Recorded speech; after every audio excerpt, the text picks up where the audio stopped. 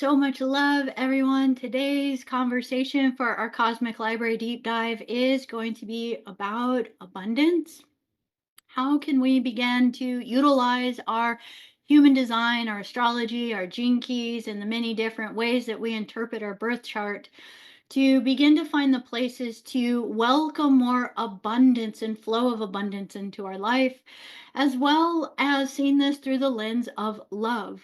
That we recognize that our ability to receive love, to give love, to be the emanation of love is actually directly tied to our abundance and how we manifest our energy within this lifetime. So, we're going to look at this a bit through again the human design and some of the gates within there. That it really is abundance isn't just a financial wealth, it really is a state of flow where opportunities, joy, and resources align with our purpose. And by understanding our very own energy and design, we can easily begin to open the doors to greater prosperity. So, the first thing I'm going to invite us to really look at, and this is just a random date that I've picked during the harmonic convergence of 1987, so we can play with this. And that is the very first thing I'm going to invite you to do again, as we talked about this in the last one. It's the type, the strategy, and the inner authority. If you have not really started to get comfortable with that, that is where you want to start. And I just want to say that we're not going to go too much more into that because we've gone over that with a lot of the other videos. But again, you need to know your aura, your type. How do you interact with others, and what is that flow of energy? And most importantly, what is your inner authority? Okay. So, is your inner authority an emotional wave where you need to feel things out and ride things out? Is your inner authority heart based where you really need to either feel yourself or hear yourself talk out loud? Is your inner authority splenic where it's instinctual and it's quick and you feel your truth in the very quickness of the now? Or is it sacral where you're really feeling the energy of yes or no, moment to moment to moment to moment, where you really have to be very mindful in every moment of your life of the flow of energy that is moving through you? The secondary thing that you need to really pay attention to within yourself is through your auric type in human design. It also tells you what is your currency in this lifetime. Okay, so this is really important for our projector family. If you are a projector, your energy and your abundance flows. So the energy and the currency of the universe flows through you, through your wisdom. Through your wisdom. Which means that you're not here to like an energy bunny work and do and make, but rather it's the wisdoms that download and flow through you, that you need to make yourself available to others so that others can reach out to you, so that when you connect to them, that you can transmit that wisdom. So when you feel yourself beginning to realize, I have to honor my wisdom that flows through me in this lifetime, it also means that you make sure that you're not giving your wisdom away without a fair exchange of energy. This is important. How many times you got friends calling you up and asking you for stuff, or and then it's just like there you are on the phone for 2 hours later. Whereas you need to recognize there every type, you need a fair exchange of energy. In the end of it, do you feel as though there was a fair give and take within that? Because everything has to have a fair exchange of energy. That fair exchange of energy doesn't mean money. It just means, did it fill you up as much as your wisdom was of value to them? Okay. Secondarily, with the wisdom, it also says don't give your wisdom away where it's not asked for. And actually, for projectors, I love you guys so much to say this is actually your biggest Achilles heel to learn. Don't give your wisdom away where it's not asked for, because you have such an ability to see how things flow that many times you find yourself speaking up, saying something, but yet at the same time, if it's not being invited, if your wisdom isn't being asked for, rule of thumb, it's not your place to give it. You have an energy signature within you that it's important for you to hold it back, hold it back, hold it back, hold it back until somebody comes to you and asks for it, because your magnetism will draw them to you in order to draw it out. So that is about now learning a fine tuning of energy, of going like, oh, wait, where am I learning to balance my energy so that I'm not giving it away too much? And then also you're not taking on too much from others. So that's a really important balance to remember in there. And there is a bit more to this for sure, but just as just kind of a generalization for, say, projectors. Generators, same thing, except the exchange of energy is literally your energy, your generator types. So that means the work that you do, the energy that you put into projects, the actual physical energy that you're putting into things. Whereas a projector, it's the wisdoms. Whereas it's a generator, generators are literally the physicality, the movement of things, the action of things, the energy that is put into things. So same rule of thumb. Is there a fair exchange of energy? Do you feel satisfied when you do what you are doing, or do you feel drained at the end? That is important to understand. And also making sure you're not, for generators, here's the thing, for generators being 70% of the population, actually hold more of the slave mentality codes. Go ahead and write that down if you're a generator. And that is, oh my goodness gracious, where am I holding the beliefs that I have to work or else? That I have to because, and then fill in the blank. Remember, everything's made up and everything's a story, but we have gotten so good at making them like, well, then I won't have anywhere to live, or then I won't eat, or then I won't this. And so then a generator has just a tendency many times, as having the energy to work, to many times get pulled into literally working and working and working and working, and many times forgetting how to dream a bit bigger on some of these dreams. So for the generator, all generator types, be it a generator or a manifesting generator, it is important to make sure that everything you invest your energy into, your time, your energy, even energy comes through thoughts. You want to make sure that it's something you want to invest that into. And is it giving you a return on interest? Are you fulfilled and satisfied and feeling joy? And do you want to do more? That is important. Now, reflectors are very different. And the reflectors, I'll just touch on very, very quickly. Reflectors are just pure magicians. I definitely love our reflector family. They're 1% of the population. And for all the generators out there, you think you're busy, hang out with a reflector for a little while and you'll get tired. The reflector can go. They're amazing. They are constantly inventing, expanding, and doing. And they're so for the reflector family out there, is just to make sure that those that you have around you are your people.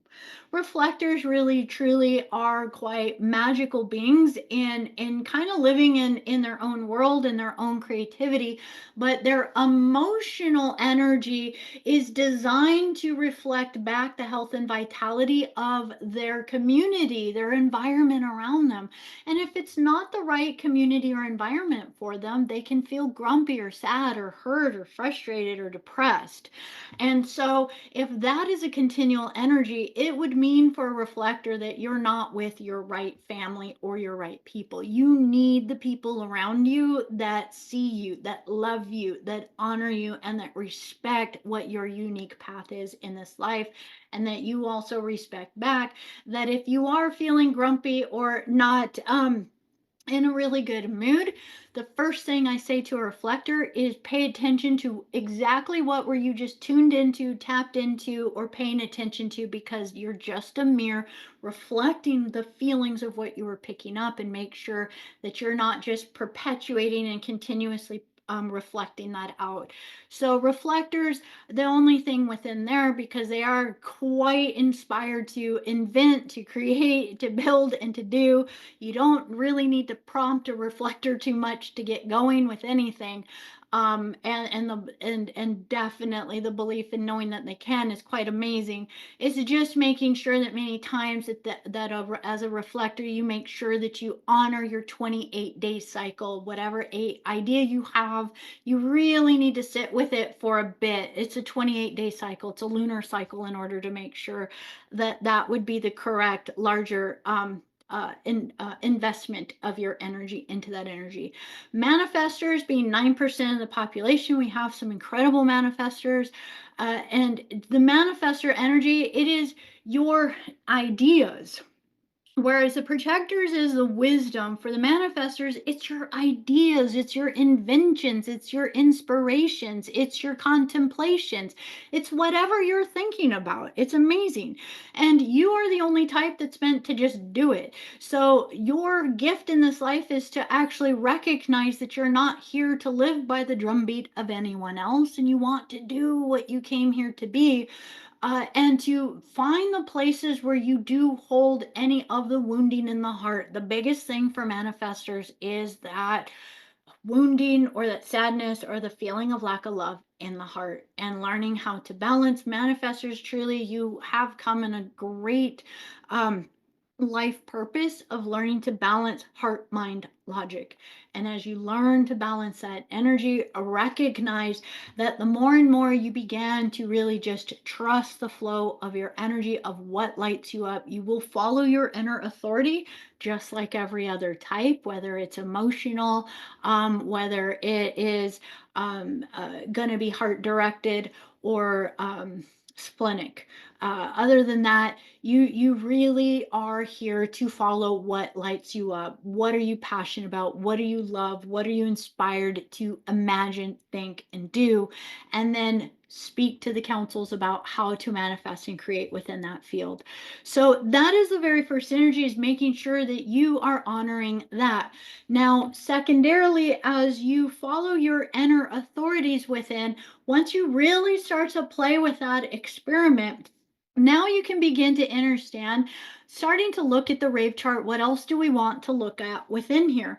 The next thing we're going to actually focus on is, I want you to see this chart, and we're going to look at the opposite of it. So if you can see on here, these three orange colored in signs are actually the three white ones on here. Okay, so if you were to actually think of it as a negative, the complete polar opposite of your rave chart, you're going to start to see all of the places of where your energy is seeking some sort of learning. And this is going to be very important. So for this particular rave, these open centers right here, for this individual, it would be a massive life lesson of learning how to manage and balance emotions with the open emotional solar plexus center, and also learning how to balance the pressure center of thoughts and ideas, and the anxiety, within the head. I didn't mean to click that. The anxiety within the head. So one of the first things you want to do is start to look at where are all your open centers within your chart, because your open centers are going to be the places where you have a tendency to not feel yourself, to not feel as centered, as grounded, or as certain or secure within yourself. And once you start to recognize what is the energy of those centers, what flows through them, they are a lot like chakra centers as far as how that energy flows. And there is information on the Journey Through Your Blueprint course as far as looking at what is the vibration on all of these centers to go through. So you want to find yours and then start to contemplate within there. In what ways am I still holding the shadow energies within these centers? Now, as you start to really hold that awareness, you could play as far as even to look at a lot. These are going to show all of the different gates, that every single gate that is not activated in your chart is actually kind of like an open receptor seeking the other half, seeking its connection point with another individual. So all of your gates upon your chart that don't complete a channel are also going to be places that are seeking some sort of connection, whether it's with people, whether it's with some sort of interaction, or seeking some sort of inner standing within yourself. So I just want to put that out. It is a little, this one's a huge project to actually contemplate within your chart, to actually sit and start to contemplate each of your open gates and each of your open centers. You could sit with that for quite a long time in order to just start to find all of the places where you have maybe not been certain within yourself. So within that, we're going to actually look at a few different things as we look at it now through a couple of the other charts. One of the things that we want to know is that we want to have a clarity on our desires and our intentions. So if you are in this place right now where you are still in a very general perspective, oh, well, I just would like more abundance, or man, I just need more money, or man, I would just love to have someone in my life. To the universe, that is way too vague. That is way too general. You are not being an active dreamer and co creator in this reality when you dream that vaguely. What the universe responds to is you diving into the full experience of your life to where you are immersed within it. So if you are manifesting abundance, in what way?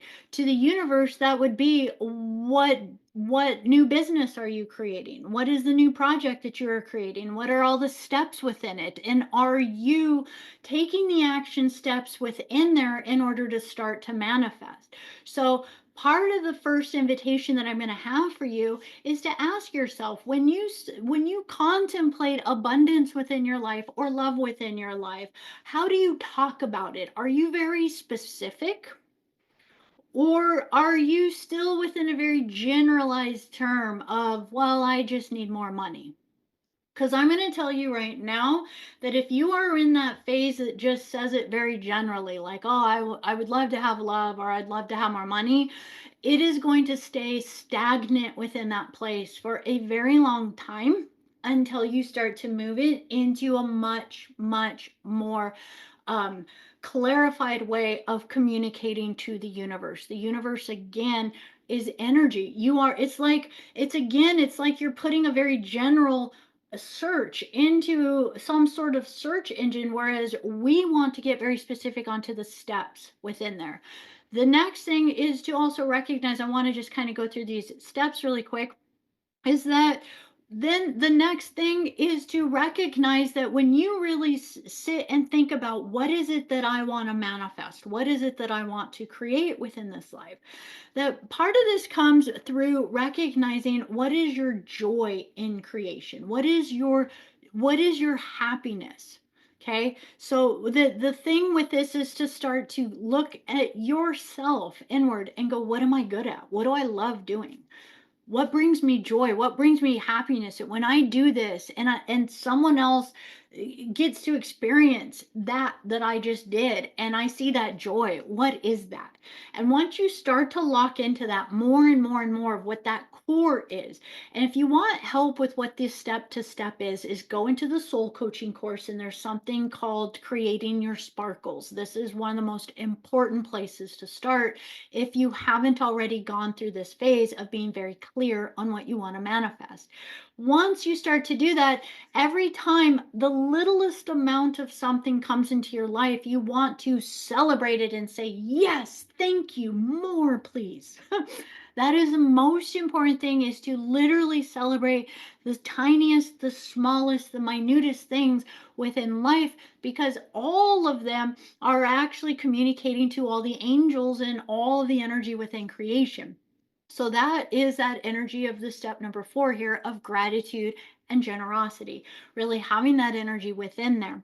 And then again, stepping into the energy of letting go of blocks and limiting beliefs that do come up, because anytime you catch a hesitation within yourself, rather than just be with it, you want to catch it and immediately go in and begin to collapse, dissolve, delete, and clear it, no matter where it comes from, so that you're constantly getting into the state of pure, um, kind of like a pure, creative, childlike joy and wonder for creating within the universe. So, within this, I want to actually start with the Gene Keys perspective. So, uh, as we move into the next phase here. So, remember in the human design chart, the first thing that I would invite you to really do, and just to get down, type strategy, inner authority, really that inner authority. How does it work? And how do you give fair exchange of energy through the way your currency came to express itself in this incarnation through your type? You got to get that down first so that the rest of it can start to flow. The secondary thing, again, was looking at the open centers to see where energy might be leaking out. Open centers, open gates can potentially leak energy out, because many times they create a codependent type of energy that is seeking something to fulfill them. And we are doing everything in our life to become sovereign and clear. Now, the next thing, as we've looked at this, is let's go ahead and play with this through our Gene Keys perspective. So in our last deep dive, we started to talk about how do we be the radiance of our sun and our earth? How do we start to emulate these 4 pillars of our life, which is going to be the radiance of our sun, embracing the groundedness within our earth. How do we start to embrace our design earth over here, and then step into what is our purpose? Sorry, design sun on the left hand side, and design earth is at the south position on the very bottom. Now, as we are here with the design earth, we're going to see that it is talking about our purpose. So when you start to look at it from the Gene Keys perspective, you're going to get to see that it is already going to give you a lot more information than just the gate. The very first thing that you want to do is to look at what is the energy of the gate. This gate is the energy of embracing a power energy, being an expression of pure power, radiance, and bountiness for this individual here. But we're going to see that it's in the line 1. The line 1 is, every single line you have is going to tell you a little bit more. So this one's very much a physicality energy. It is going to show you, based on line 1, 2, 3, 4, 5, and 6. And again, all of this is in the Journey Through the Blueprint course, so that you can go in there and take a look at that. But the 1 energy means that part of this individual's purpose is going to be expressed as being an anchor. But the line 1 can many times feel a bit like a loner. It is going to always embrace these energies that are expressed here. So that's the great thing about the Gene Keys. Even if you just have this chart, you can contemplate just with what's written on this chart, and then read about it, as far as what, say, the gate 14 is, right? Now, within here, the line 2 is going to be a little bit different. Line 2 is going to start to be a bit more of the nurturer energy, a bit more of a natural flowing energy. Line 3 is a lot more movement. It's going to have a lot more of that adventure energy. All of these have, a, a duality, right? So the adventurer on one aspect would be the escapist on the other level, right? Running off on adventure to escape things versus being the adventurer to dive into things. So you can dive into that a little bit more again on the Journey Through the Blueprint course. There is one of the lessons there that goes through all of the lines, a whole course just on the lines. Um, Within this, the line four, this one's going to be the nurture energy. I apologize, I said two. The two is natural. It's really kind of the introspective, the nature, the natural energy. Four is the nurturer. Five is going to be the leader. Six is going to be a visionary energy. So within this, the first thing you want to start to embrace is you start to recognize, well, who am I? What did I come here to do? How can I start to receive within this life? That the Gene Keys really shows us that the pillars are kind of our structure, our foundation. We start to get our character in order, our outer foundation in order. But really, when we start to move what is known through this Venus sequence, that this is how we start to emotionally receive love, which is connected to abundance within our life. And the very first thing would be through embracing what is our purpose and starting to recognize that whatever challenges came through our purpose, that your purpose is going to lead to your design moon, and that your design moon within here is now going to start to open you up to how do you interact on a personal level, on a romantic level, on an intimate level with others. So the design moon is really showing you kind of your attraction point, not only for others that may attract to you into this lifetime, but it's going to be part of your dharma. So the chaos. So if you are someone who has attracted a lot of unhealthy relationships and partners in your life, it's it's happened, right? I'm sure we all can say we've had a story. If you are someone who has attracted maybe friends that have let you down, or partners that have been unhealthy or toxic relationships, or if you felt as though you've attracted a lot of chaos with your own family, these kinds of things, this is important to look at. You're going to want to look at your design moon. What is the energy of what is being attracted to you within this lifetime? And where do you get to come into the balance within that energy to understand yourself more through the dynamics of the chaos, if you will, that has been around you? And as you learn to come to terms, as you learn to come to actual gratitude for all of those experiences, and this is the key, when you can finally process to the point that you actually have gratitude, thankfulness, and even a slight amount of joy for all of the different experiences that you were in, because you recognize they are exactly the most potent, powerful learning experiences that you've had that have helped you become who you are today, then you start to master your design moon. And then your design moon becomes the energy that starts to attract your people to you. Individuals that have gone through exactly what you've gone through, that now you are going to be able to be a mentor for. It is the strangest way that we've set things up in this reality, but we come in to a particular level of suffering, if you will, for what we are here to be in service for. If you can think of it that way, it'll start to help you have a lot of gratitude for your situation, so that you get to recognize it's real life training, is really what it is. And then you can play with that. Now, within here, as we start to move through this energy, as you start to embrace gratitude for this path of this Dharma that you're in, you can then start to recognize this level of the karma. Now, the karma is going to be very important as a next phase, because you're starting to recognize, okay, so the design moon, I'm now at peace with that energy. I can be grateful for it. Now I can recognize that your design moon, you do really want to meditate on it, because remember, it's your attraction point. So here it is for this individual. It's their attraction point. You will always be magnetically drawing that energy to you in this lifetime. And so you want to make sure that whatever that energy is, you have contemplated it, meditated with it, expressed it in every way into its highest potential so that you can harness it.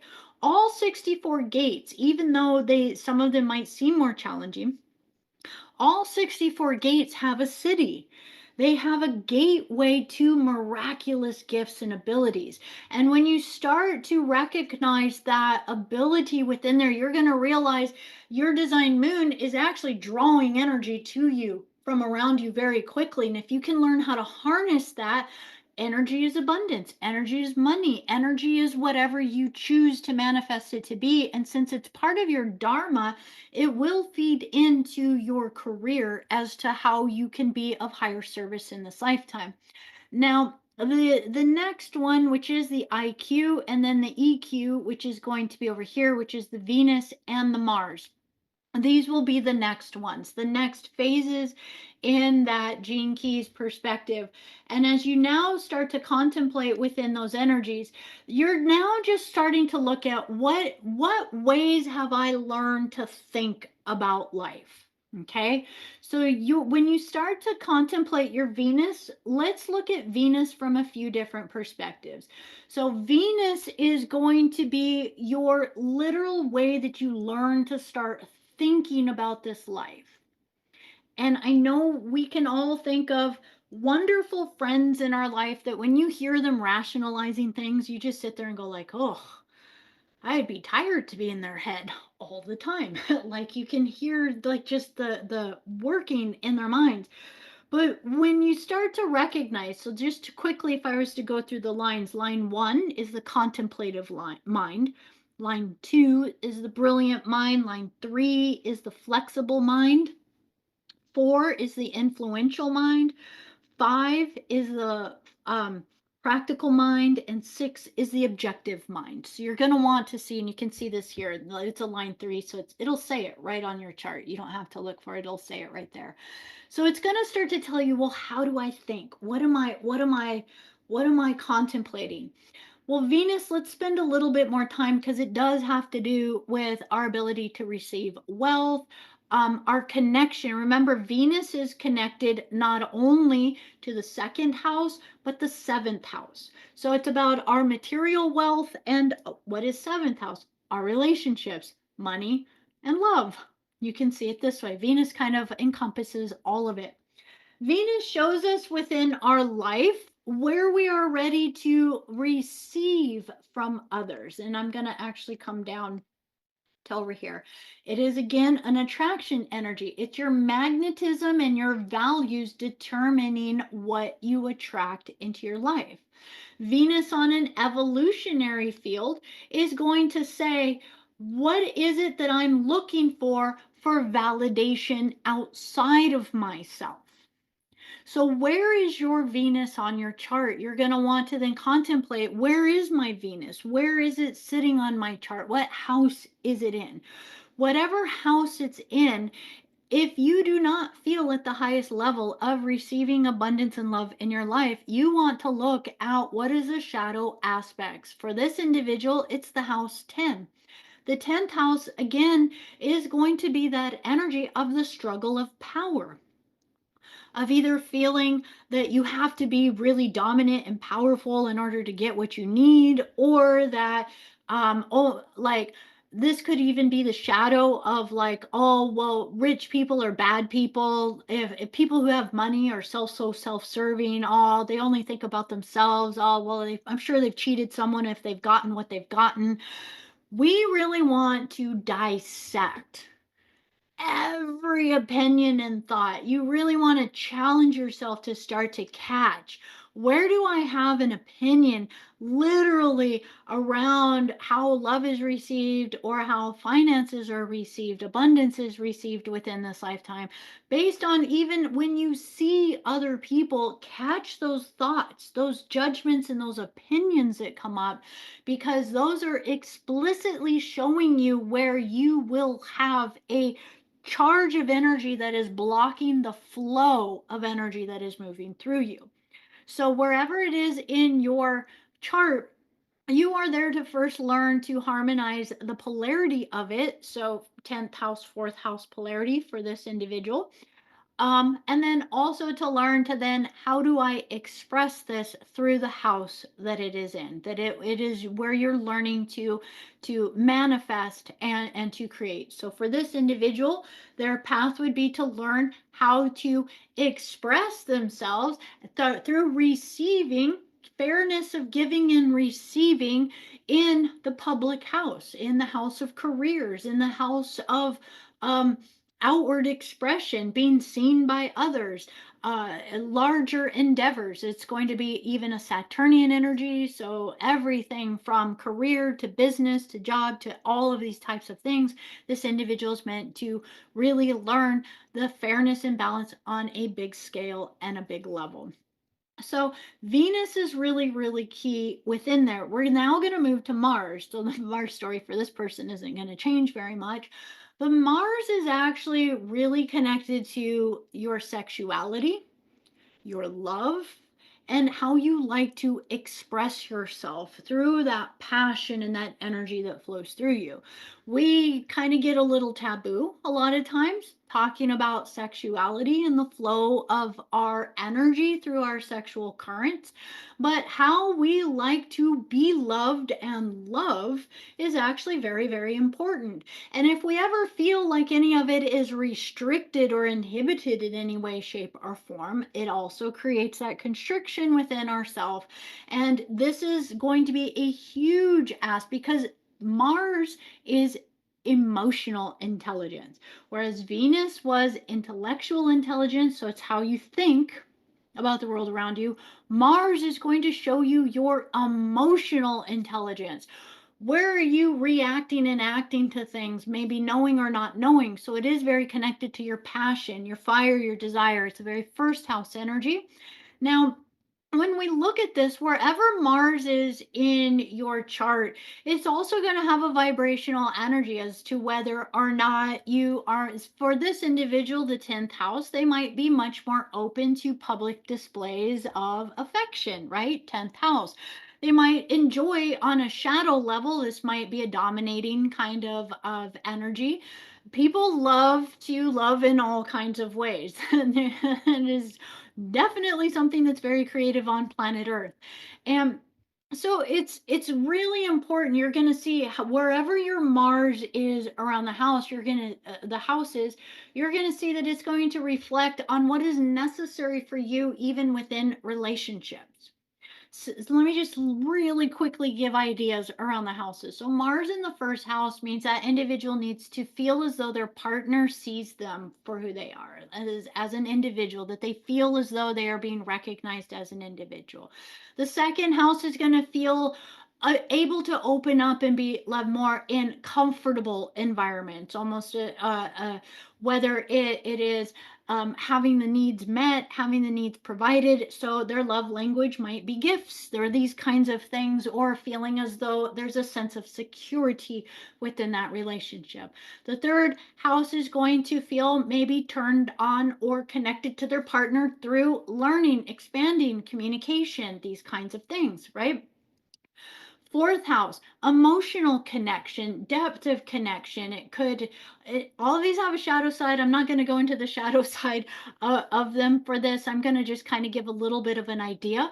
But the fourth house is going to have a lot more of the need for being emotionally seen, whereas the first house might be more of seen as an individual. Fourth house is going to be like, do you see my heart? Do you see who I am on the inside? That kind of thing.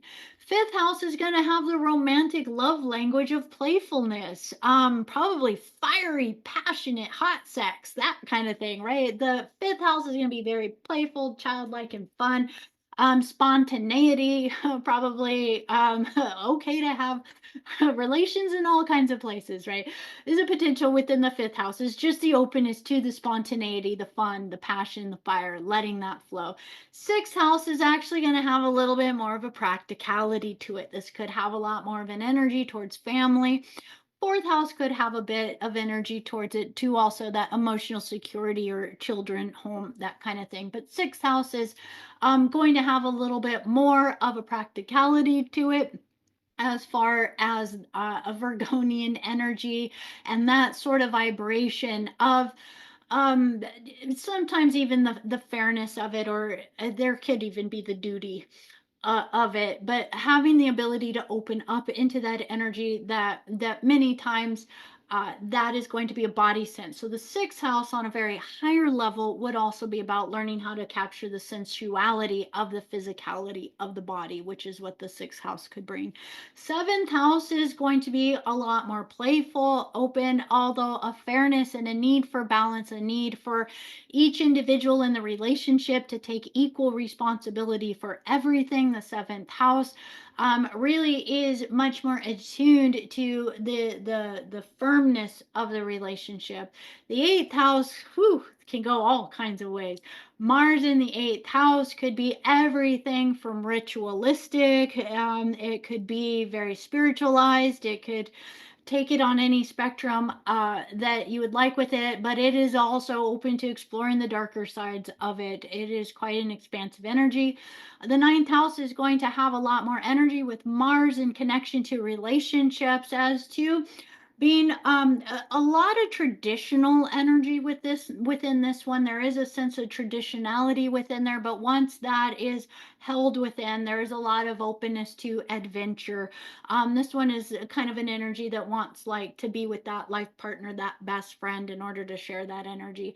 10th house again, could be the balances of being that expression outwardly, but also a sense of power. There could be a sense of need of balance of power within that relationship. 11th house is, it's 11th house and 12th house. It starts to get a little bit amorphous within there, just because 11th house is humanitarian energy. So within there, it's your Uranus energy. It could go multiple ways. It could be someone that's actually quite open to multiple different partners, or well, I love this person, but I love this person too. 12th house is going to have a sense of connection to much more of a spiritual or a spirituality within there. So just please understand, these are going to be a little bit of the relationship energy within there that you want to explore. And then how do you spiritualize it? That we are on a spiritualized path. How do you spiritualize it? When you spiritualize it within this, that when you start to learn how to be open and free with how you love to love, it also starts to help you be open and free with how you start to receive abundance within this life, because again, they are connected. If you are restricted in one, the other will be influenced or affected by it one way or another. And so we are starting to learn how to open up these channels. And as you start to harness the energy of your Mars, you can start to recognize any of the shadow energies that have ever created it to be reactive within there. Because again, it is the vibration of um, um, emotional intelligence that is opening us up to love. So now from the Mars, we would then start to move into our design Venus, and then to our design Mars. So now, once we've learned to harness our intellect and our emotions, now we can get really spiritualized with our energy. Once you've learned the physicality, even though it can kind of seem a little odd to talk about these things, we have to embrace our primal sides, our primal nature in this body. And once you start to learn, how do you process, how do you think, are they your thoughts or are they not your thoughts, how does your body like to be touched or not touched, how do you like to love, where have you held yourself back from loving in that way, so that you can address the primal energies within this body. So now it can start to open up to the spiritualized energies within. As it starts to open up within that, then there is no inhibition in how you can crystically run energy through all of your systems within your body. I don't have the design Venus or the design Mars marked on here. They'd probably be somewhere up within these upper houses over here. But as we get to look at this, then we're going to see that the design Venus is going to be the spiritual intelligence. So you'd want to see what house that's in, where that's in. And then we spent a bit of time in our last deep dive going into the design Mars, because that one at the core is the most important. As you then embrace this core, and you literally have spent time with these six spheres, by the time you truly, really embrace the design Mars on your path of opening yourself to have the permission to dream whatever you want to dream in this reality, now you get to start to tap into this design Mars, which says, what is the core wounds that I have been hanging on to? What are the core wounds that I've gotten from potentially the womb of my mother, in order to now sit and go, isn't that interesting that I've been holding all of these energies within? And now, how can I fully and completely dissolve, delete, and clear these now? These are going to be the energies that are very important for us to actually get to look at, because the sphere of our core, based on the line that's there, line one is the energy of repression. Line two is the energy of denial. Line three is the energy of shame. Line four is the energy of rejection. Line five is the energy of guilt. And line six is the energy of separation. So it's going to start to kind of give a core energy of where you get to now love that aspect of yourself back into wholeness, so that you can start to recognize, I am worthy, I am lovable, I am good enough, I do deserve here and now, in order to begin to bring these vibrations into manifestation within your life. Now, within this, just to kind of summarize some energy for today, I want to bring one more energy into perspective, and that is now on a human design level. After you've gotten to really contemplate all of that, the final energies within our chart we're going to look at is really going to be this energies in our G center. This yellow diamond in the middle, whether it's colored in or not, is really the vibrational energy within the chart that corresponds to love. Love again is going to hold the energy of the receiving, the receptacle of moving cosmic life force energy through you in a way that you feel you have the permission to manifest in whatever way that you choose in this lifetime. So as we get to look at this, I do want to um, show you a couple of different charts over here, but just if you can see the numbers, we're going to go through them on a different screen over here. And I want to have this just that you have the reference for it. But these are the 8 key gates in the G center for abundance, but they're also connected to the vibrations and energies of love. So within here, all of these are about direction and direction through love. The gate 10 is going to be the energy of the direction through self-love, learning how much you directly love yourself. It is going to really allow you to sense how much you allow to what you need to be attracted into your life. And I got a little bit of this covered over here. It's cultivating self-worth and self-respect, allowing abundance to flow effortlessly. So the gate 10 within is really going to show the love of life itself beyond personal attachments. It's loving being alive. The energy of it is a lot to do with almost kind of like the path of Buddha, that really got stuck in the idea of like, oh, there's so much suffering on the planet. And then at a particular point, it's just finally that popped through some of the meditative processes, this ability to begin to actually recognize that life is happening right here and now, and that it doesn't matter if these things are still going on the planet. All that matters is, where are you in your relationship to you? So that's the gate 10. It is very important to see of these, are they activated, are they not activated? Remember, if they're not activated and they're open, it means it's a seeking energy within your chart. The ones that are activated are going to be ones that maybe you're working with and maybe actually come a little bit more easily to you once you clean them up. But the other ones are going to be ones that, in some ways, you're going to be attracting others into your life to teach you that. So if you don't have gate 10 activated, you are probably drawing individuals into your life that do know how to love themselves. And we want to learn how to clear that up within ourselves so that we're not drawing people into our life that are overly loving themselves, as an example, in our life, right? So the gate 7 and the gate 13, they each kind of are on either side.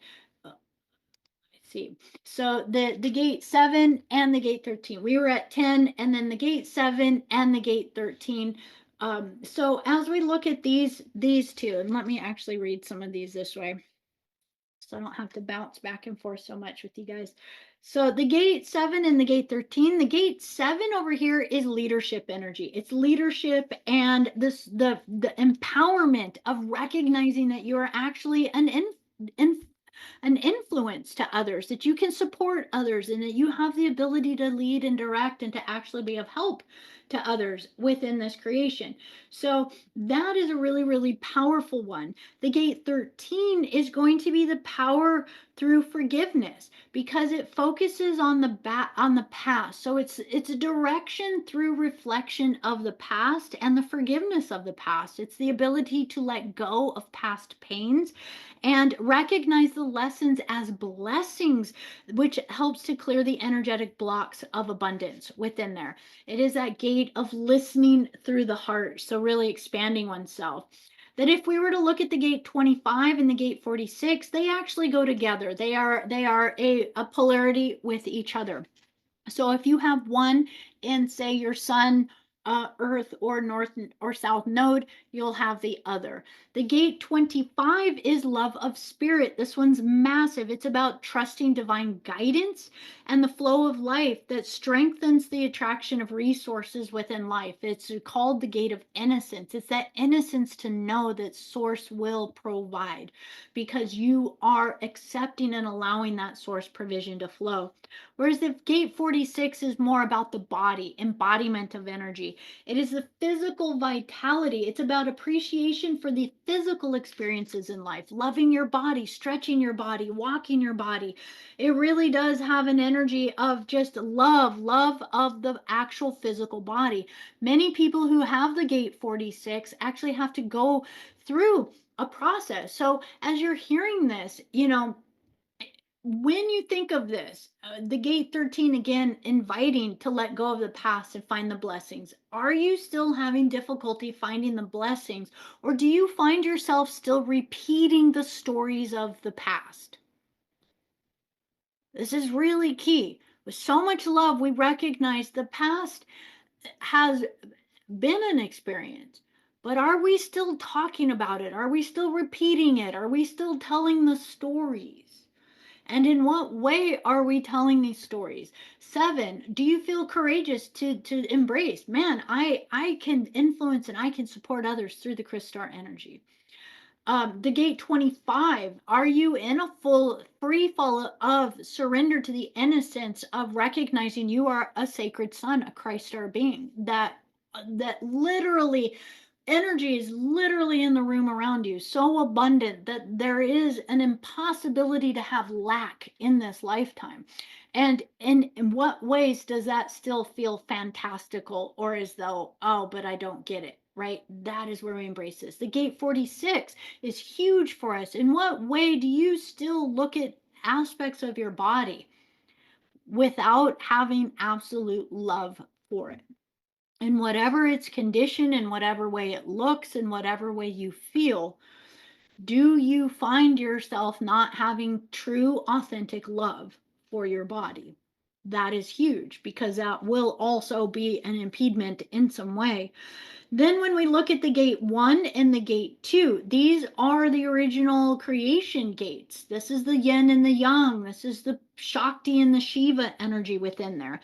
Number 1 is creative contribution, authentic self-expression. It fuels abundance. In what ways do you feel as though you're blocked creatively, or that you're nervous or scared or embarrassed to express yourself creatively?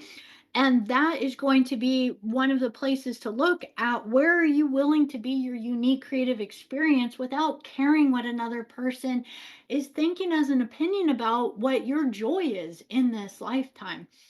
And the 2 is going to be the receptive. So this one is huge because this one is directly linked to our ability to receive nurturing, to receive love. It is that the divine feminine energy within. It is how much we are willing to take in. So if you were to think of the 1 and the 2, 1 would be like the creative seed, the shot, or sorry, the Shiva energy. Whereas 2 is, it's the divine feminine. It says, where are you willing to take in the seed and to nurture it in your womb of creativity, to give birth to it as a creation, as a manifest form in this reality?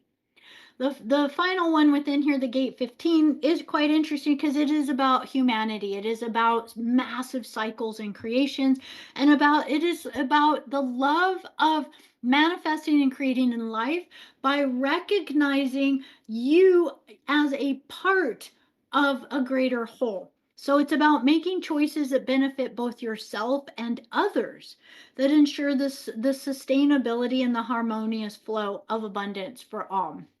So, within, as you start to even contemplate that, these are just some key places to start to think about. There's actually quite a few others.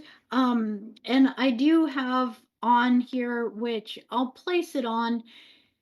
There's definitely other gates. These are primarily the gates of the splenic center.